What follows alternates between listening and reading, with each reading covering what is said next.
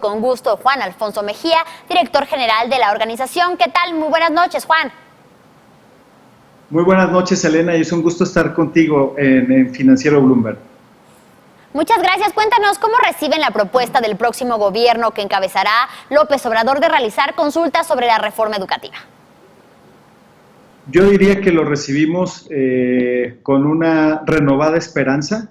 Siempre el inicio de un próximo gobierno te da eso, esperanza, pero el llamado también muy claro a buscar claridad en la metodología, por ejemplo. Sabemos que son 32 foros en los estados, que son 12 semanas, que son 2 por semana, pero no queda claro necesariamente cuál va a ser esa metodología para ir recabando la participación de distintos actores del sistema, y entonces siempre un llamado a esta claridad para no caer en otros ejercicios que en otro momento básicamente terminan siendo solamente una puesta en escena, y pues no quisiéramos que terminara siendo una suerte de los foros de esta consulta igualados a los foros que fueron puestos en marcha por el entonces secretario Emilio Chuy Fent.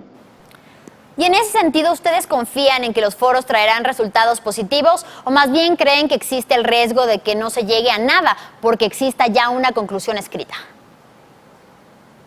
A ver, lo que no quisiéramos de ninguna manera es simplemente entrar con un posicionamiento a una arena que lo que busca es eso, generar posicionamientos. Entonces, creo que no es la postura en todo caso de Mexicanos Primero, pero para que tampoco sea la postura de quienes organizan estos foros y convocan, de ahí la importancia de una metodología. Entonces, me parece muy importante que en la medida en que pueda haber esta claridad y de qué es lo que se está buscando, pues creo que a todos nos va a ayudar.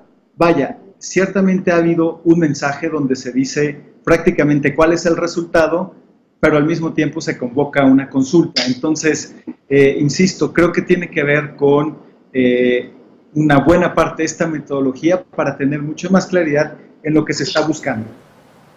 ¿Y esta metodología que nos comentas, en qué debería de consistir? Bueno, de entrada, los actores han cambiado mucho.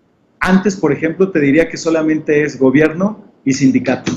Y hoy yo creo que hay que dejar atrás esta práctica, donde creo que hay que darle voz sobre todo a aquellos que están implementando los cambios. Y pienso sobre todo en funcionarios que no son necesariamente de ese primer nivel o que siempre vemos, como los distintos secretarios de educación, pero en este caso, secretarios de educación de los estados, sin duda, compaginados con quien puede ser la figura federal, pero el que haya secretarios de educación de distintos estados, pues es un llamado a decir, son 32 sistemas educativos y no uno. Me parece que eso es importante, pero luego, insisto, dentro de las estructuras es importante que se les dé voz a aquellos funcionarios que tienen años en las secretarías y que han enfrentado problemas, sobre todo al momento de implementar cambios. Y luego a los maestros, a los directores, a los asesores técnicos pedagógicos.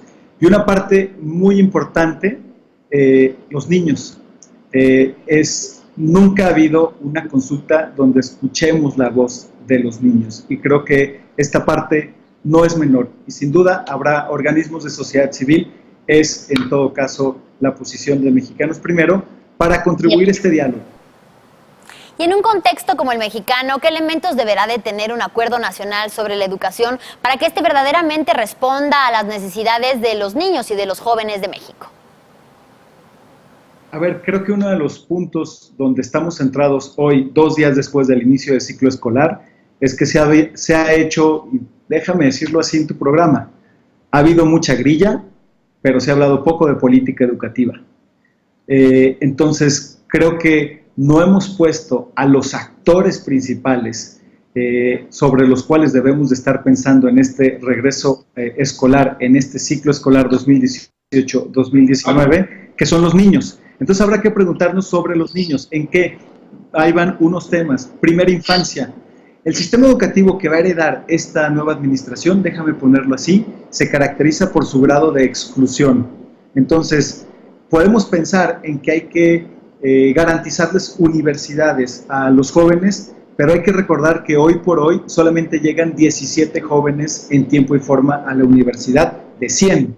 Entonces, por eso hay que empezar a discutir sobre justicia social y equidad, que creo que hay que aprovechar esta oportunidad que con la voluntad que tiene este gobierno y vocación, y utilizar la educación como mecanismo de ascensor social y la escuela como su dispositivo preferencial. Dicho esto, hay que generar una agenda que tiene que ver primera infancia, sin duda.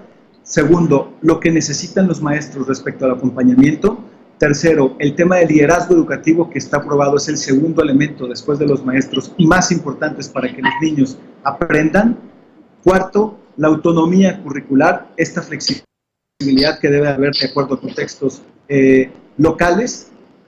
Me quedaría en un quinto punto que tiene que ver con la participación y cómo se genera esta participación en nuestras escuelas, y lo que tiene que ver con una red de apoyo. Estas figuras que son muy importantes, asesores técnicos pedagógicos y que tienen que dar un acompañamiento a nuestros docentes. Dicho eso, Juan, ¿la reforma educativa se debe de modificar o se debe cancelar como lo ha prometido ya López Obrador? Si de reformas educativas se tratara, esto pensando en marcos legales, pues déjame decirte que llevamos 12 en la historia de México, y si fuera por reformas legales, pues entonces fuéramos Finlandia. Ese no es el problema. El problema es pensar en las prácticas de lo que sucede en el aula. La posibilidad de mejorar el marco legal, yo creo que siempre será muy positivo, pero tendremos que tener claridad también respecto a qué es lo que quiere modificar en esta ocasión, y pensar que cuando modifiquemos un marco legal, eso queda atrás y lo que viene son las transformaciones de dicho sistema. Y esas transformaciones que le competirán a esta nueva administración tienen que ver, repito, con un sistema educativo que se caracteriza por su exclusión, porque los niños no están, porque los niños no aprenden y porque los niños no participan. Así es que hay que tomarle la palabra al nuevo gobierno respecto a su vocación de justicia social y equidad, poner a los niños primero y buscar un nuevo pacto que genere inclusión. Y finalmente, cuéntanos, ¿qué opinas sobre el regreso de la ex lideresa del CENTE, Elbester Gordillo, a la escena nacional? Dejo fuera cualquier comentario que tenga que ver sobre el aspecto procesal y cualquier aspecto que tenga que ver sobre el aspecto sindical. Permítame dejar eso fuera. Sin embargo, lo que no puedo dejar fuera es, de una manera muy clara, que en los años donde la antigua lideresa, antigua presidenta del Sindicato Nacional de Trabajadores de la Educación estuvo al frente de dicho sindicato, son los años donde se fue acumulando un sistema educativo, insisto, que se caracteriza por ser excluyente, por haber terminado con este ascensor social y por pactar entre adultos y no pactar a favor de los niños. Dicho esto, de manera muy clara diría que sería desastroso que la salida de la maestra Elbester sea cada vez más asimilada a la llegada del nuevo presidente electo. Así es que si se va a hacer algún pacto, hablemos de un pacto a favor de los niños, pero no de los adultos, que esa ha sido la tradición. Bien, pues te agradezco mucho por tu análisis, Juan Alfonso Mejía. Muy buena noche. Al contrario, Elena, la verdad es que nos encanta platicar contigo y efectivamente pues nos estábamos un poco guardando para este momento, pero por favor, cualquier